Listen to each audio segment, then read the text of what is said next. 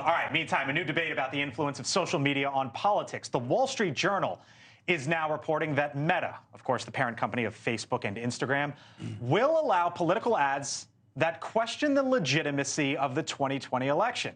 That is one of the changes the company is making to loosen restrictions on campaign advertising for the 2024 election. Nan? Yes. Well, look, Meta likes to be profitable.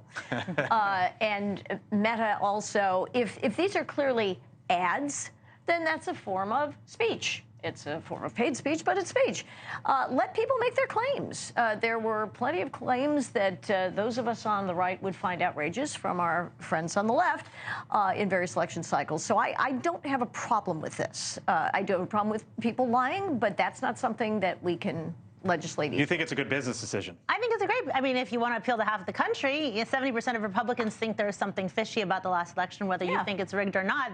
A lot of people think on both sides of the aisle, I think that there was something. Maybe it wasn't all on the up and up. Exactly. Not to speak for you.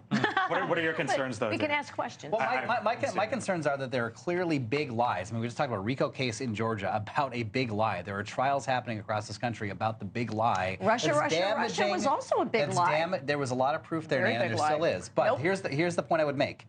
What they're trying to do is thread the needle between, you know, we're going to not allow these kind of like incendiary things, but we'll say things like rigged and stolen, that's okay. But if this was a political ad on a network television station, they'd have a real hard time airing some of this stuff. There's a different playing field there that needs to be addressed. Political ads lie all the time. If Republicans can't shut up about the 2020 election and their false claims that it was stolen, they will lose.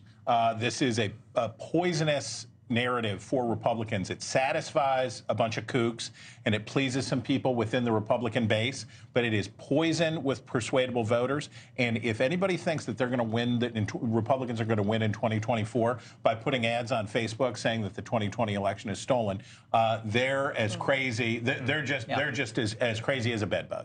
Thank you for watching, and make sure you go to joinnn.com to find NewsNation on your television provider. And don't forget to click the red subscribe button below to get more of NewsNation's fact-driven, unbiased coverage.